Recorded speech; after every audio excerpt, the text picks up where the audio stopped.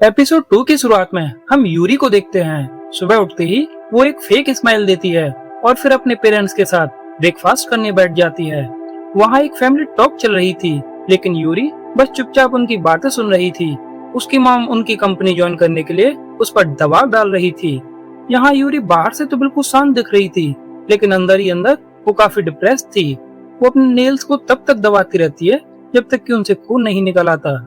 यहाँ तक कि वो अपनी इमेजिनेशन में अपने दोनों पेरेंट्स को मार देती है और अगले ही पल ऐसे आराम से ब्रेकफास्ट करने लगती है जैसे कुछ हुआ ही ना हो। अब वो स्कूल पहुंच चुकी थी, जहां जीसू अपनी बेंच पर सोया पड़ा था। यूरी इसी बात का फायदा उठाती है और चुपके से उसका दूसरा फोन चुरा लेती है।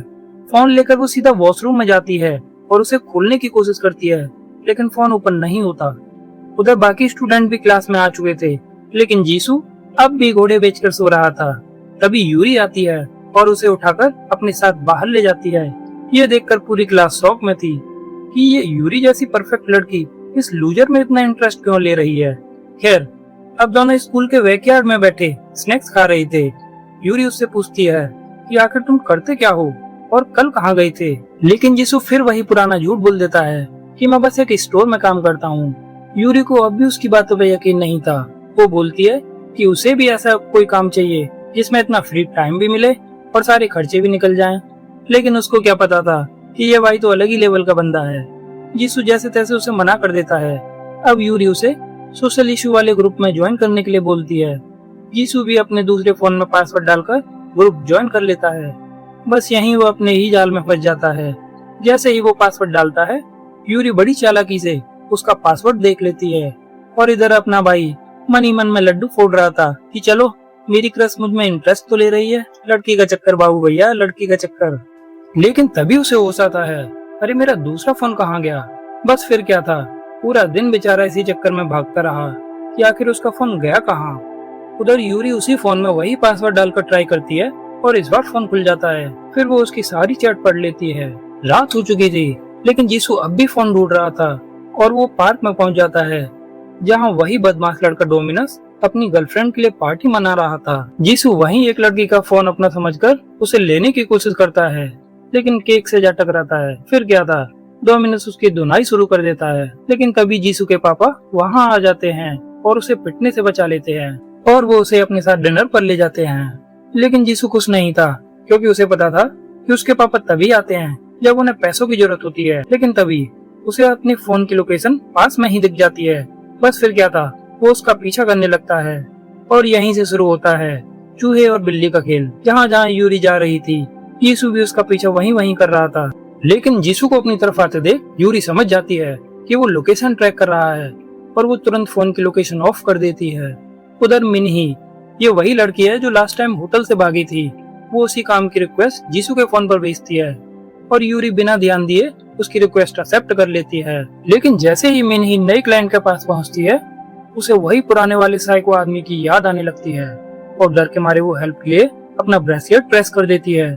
यूरी ये सब देख रही थी कि उसकी क्लासमेट इस तरह की हेल्प मांग रही है, लेकिन उसे कुछ समझ नहीं आता और वो बिना कुछ किए वहाँ से निकल जाती है। हालांकि उधर मिस्टर ली समय पर होटल पहुँच जाते हैं और मिन्ही को बचा कर ले आते हैं। यूरी भी मिन्ही की लोकेशन के हिसाब से वहाँ पहुँच जाती है, लेकिन मिस्टर ली को उसको साथ देखकर उसे समझ नहीं आता फिर आखिर हो क्या रहा है। उधर जीसू मिस्टर ली को कॉल करके बोलता है कि कोई भी सर्विस रिक्वेस्ट अभी एक्सेप्ट मत करना। तभी उसके पास अपने ही फोन से कॉल आती है। दूसरी तरफ यूरी थी, वो बिना उसके पता चले जीसू को ऐसा काम करने के लिए बोलती है जो किसी ने नहीं सोचा होगा। वो उससे बोलती है कि कुत्ते की तरह भाव भाव करे। क्या यार, बेचारे को कुत्ता ही बना दिया। इतना ही नहीं, वो उसे थोड़ा ब्लैकमेल भी करती है। लेकिन जीसू भी चुप बैठने वालों में से नहीं था। वो चुपके से यूरी की लोकेशन मिस्टर ली को भेज देता है ताकि वो उसे पकड़ सके।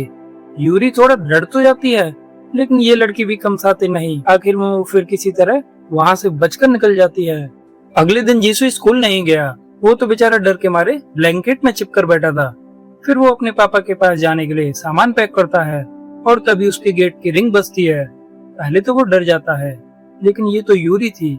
वो कहती है कि टीचर ने उसे चेक करने को बोला है कि तुम जिंदा हो या निकल लिए, और जीसू से वापस जाने के लिए बोलता है। लेकिन फिर भी वो किसी तरह उसके घर के अंदर आ गई और वो सोचती है यही वो शैतानी लड़का है जो लड़कियों से पैसे कमाता है। तभी वो वॉशरूम यूज करने का बहाना बनाती है और वहाँ जाकर जीसू को कॉल करती है और फिर वही बोलती है कि भाऊ भाऊ की आवाज निकाले, बेचारा करे तो क्या करे। फिर भी वो कोशिश करता है और फिर वो कहती है कि अगर तुम्हें अपना फोन वापस चाहिए तो 30 मिनट में स्कूल पर मिलो। उसका प्लान तो उसे घर से बाहर भेजना था।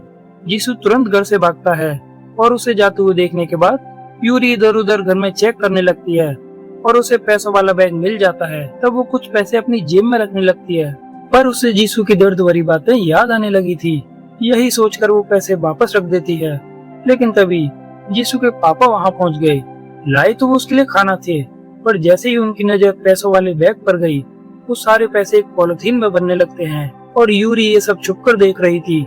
जैसे ही वो जाने लगे, यूरी भी उनके पीछे लग गई और उनको पकड़ने की कोशिश करती है। उधर जीसू को भी फोन की लोकेशन वापस मिल गई और वो घर की तरफ आने लगता है। लेकिन ट्रैफिक लाइट के सामने वो अपने पापा को पैसों के साथ देखता है और देखते ही देखते उसके पापा वहाँ से भाग जाते हैं। अब यूरी भी वहाँ पहुँच गई थी और उसका फोन इसके हाथ में था। ये देखकर वो फोन लेने के लिए दौड़ पड़ता है, पर यूरी उसे एक ही दो भी पछाड़ में नीचे गिरा देती है और ये बेचारा रोने लगता है। लेकिन फिर भी वो उसका फोन वापस नहीं देती।